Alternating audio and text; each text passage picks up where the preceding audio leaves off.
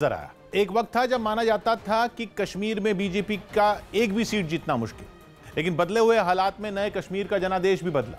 BJP ने घाटी में 3 सीटों पर जीत हासिल की और क्षेत्रीय पार्टियों के लिए बड़ी चुनौती बनकर उभरी। यही नहीं, बीजेपी ने जम्मू में उम्मीद के मुताबिक बेहतरीन प्रदर्शन किया और जम्मू कश्मीर के जिला विकास परिषद के चुनाव में 280 सीटों में 71 सीटें जीतकर दूसरे नंबर पर रही, जबकि नेशनल कॉन्फ्रेंस और पीडीपी समेत 7 पार्टियों वाला गुपकार संगठन उसने 112 सीटें जीती, जिसका सीधा मतलब यह है कि दूसरे नंबर पर रहने के बावजूद बीजेपी जम्मू कश्मीर की अकेली अपनी सबसे बड़ी पार्टी बनकर उभरी, क्योंकि उसने अकेले चुनाव लड़ा और नेशनल कॉन्फ्रेंस और पीडीपी से ज्यादा सीटें जीती। इन सब के बीच कांग्रेस का प्रदर्शन एक बार फिर निराश करने वाला रहा। उसके खाते में केवल 23 सीटें आई, क्योंकि निर्दलीय प्रत्याशियों की संख्या उससे कहीं ज्यादा रही। राज्य में 53 सीटें निर्दलीय उम्मीदवारों ने जीती।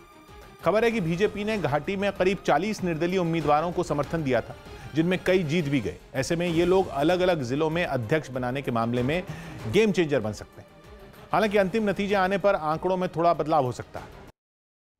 केरल के तिरुवनंतपुरम में राजभवन के बाहर यूथ कांग्रेस के कार्यकर्ताओं ने प्रदर्शन किया, जिन्हें काबू करने में पुलिस के पसीने छूट गए।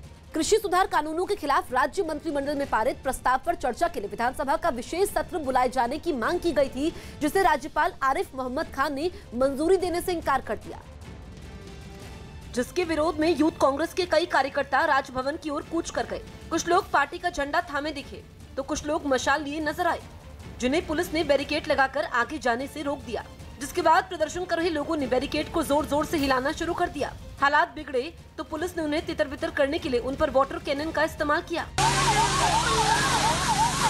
कुछ लोग तो इधर उधर भाग गए, लेकिन कई लोग सड़क पर ही डटे रहे और जैसे ही पानी की बौछार बंद हुई, वो लोग फिर से बैरिकेड हटाने में जुट गए, जिसे देखकर पुलिस ने फिर से उन पर वाटर कैनन का इस्तेमाल किया। पुलिस की इन कोशिशों के बाद भी यूथ कांग्रेस के कार्यकर्ता वहां से हटे नहीं, बल्कि विरोध जताने के लिए सड़क पर ही धरने पर बैठ गए और नारे लगाने लगे। राजभवन के बाहर काफी देर तक उनका हंगामा चलता रहा। हालांकि बाद में सभी लोगों को समझा बुझा कर वहां से हटा दिया गया।